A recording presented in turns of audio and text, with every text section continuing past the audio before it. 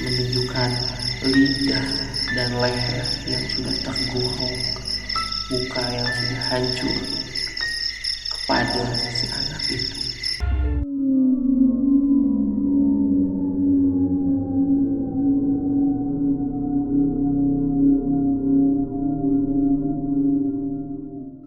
Cerita horor yang gue mau angkat kali ini adalah tentang mitos jeruk peras yang diteteskan kepada darah, yang katanya bisa menimbulkan hal buruk, bahkan sesuatu yang bisa mengakibatkan kematian. Memang ini masih mitos, tapi cerita tentang orang yang pernah melakukan hal ini sudah menyebar luas dan bikin kita yang belum pernah melakukan ini sampai penasaran dan bertanya-tanya. Sebagian orang menyatakan bahwa jika kita meneteskan jeruk peras ke darah orang yang meninggal, maka arwahnya menjadi tidak tenang. Pada malam hari mungkin akan muncul suara-suara jeritan, teriakan, atau penampakan. Benar tidaknya, percaya atau tidaknya, itu tergantung kepercayaan kita masing-masing. Daerah-daerah tertentu sudah pernah ada yang melakukan hal ini. Yang melakukannya adalah orang iseng, ingin balas dendam atau ingin menguji nyali. Biasanya remaja desa yang pernah ingin melakukannya, walaupun para sesepuh sudah melarangnya. Namun orang ini tetap saja jahil dan pada akhirnya merasakan akibatnya. Ada sebuah kisah salah seorang anak berumur 5 tahun tengah dilanda penasaran. Penasarannya itu tentang misteri mencampurkan darah mayat dengan tetesan jeruk peras. Karena rasa penasaran yang amat besar, anak ini pun mencoba untuk menguji nyalinya. Kebetulan waktu itu ada acara hajatan di sekitaran rumahnya, dan dia memutuskan untuk mengakhiri rasa penasarannya itu dengan keberanian yang sangat membara. Ya, mungkin namanya juga anak-anak ya. Karena adanya mayat kambing sehabis disembelih, dia pun menggunakan darah kambing ini sebagai mungkin percobaan. Akhirnya dia membawa jeruk nipis yang sudah dibelah dua olehnya menuju posisi darah kambing yang dekat rumahnya. Setelah itu, anak itu mencoba memeras dan meneteskan jeruk nipis itu ke dalam gumpalan darah si kambing.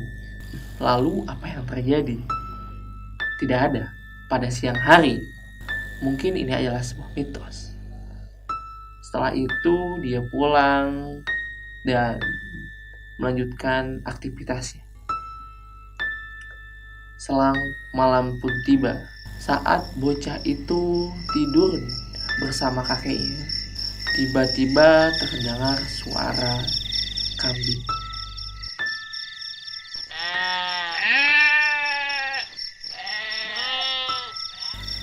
Kebetulan anak ini sangat pemberani. Dia bukan takut, malah memberanikan diri untuk mencari tahu keberadaan suara itu.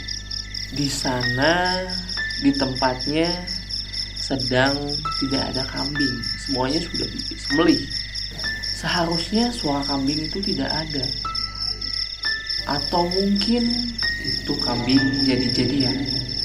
Setelah anak itu mencari kemana dan kemana, dia pun berjalan ke jendela, dan dia pun membuka jendela itu, mendengar lagi suara kambing itu ada di atas genting. Bocah itu pun melihat ke atas dan menemukan seekor kambing sedang berada di atap. Anak tersebut terus melongo ke atas dan berhadapan langsung dengan kambing. Lalu si kambing berbalik menunjukkan pantatnya. Setelah itu si kambing mengeluarkan kotoran dari anus ya. Anehnya kotoran itu berbentuk seperti kunang-kunang dan melayang ke atas, bukannya jatuh ke bawah. Mengetahui hal itu, anak pemberani itu terus saja melihat si kambing dan menikmati fenomena yang langka ini.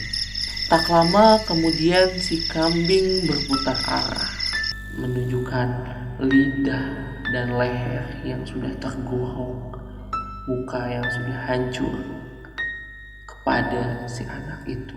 Sontak si anak pun kaget ketika melihat si kambing yang tiba-tiba sangat menyeramkan.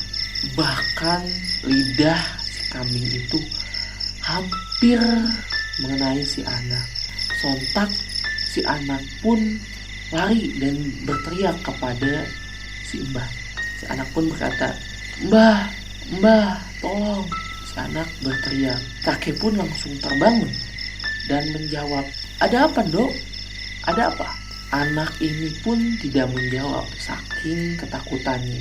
Saking ketakutannya, anak ini pun bahkan tidak menjawab pertanyaan sang kakek. Dia pun langsung ke kamar dan menggigil. Sang kakek pun melihat ke atas di mana kambing itu berada. Setelah sang kakek melihat ke atas genting, ternyata di sana tidak ada apa-apa. Setelah itu, sang kakek memeluk anak sambil menyeliputinya yang tengah sedang ketakutan dan menggigil. Cerita pun selesai sampai di situ. Entah anak itu sekarang bagaimana. Mungkin dia terus diganggu atau sudah disembuhkan. Percaya atau tidak tentang mitos ini itu tergantung kepercayaan masing-masing. Tapi janganlah kalian coba kepada darah mayat manusia. Itu bisa mengakibatkan hal yang sangat buruk. Bahkan dapat mengakibatkan kematian. Entahlah. Mungkin ini adalah sebuah mitos. Mungkin bisa jadi kenyataan. Allahu a'lam. Cukup sekian cerita malam Jumat kali ini. Sampai ketemu lagi di malam Jumat berikutnya. Bersama gue, Fikri, di segmen C-Misteri. Cerita seputar misteri.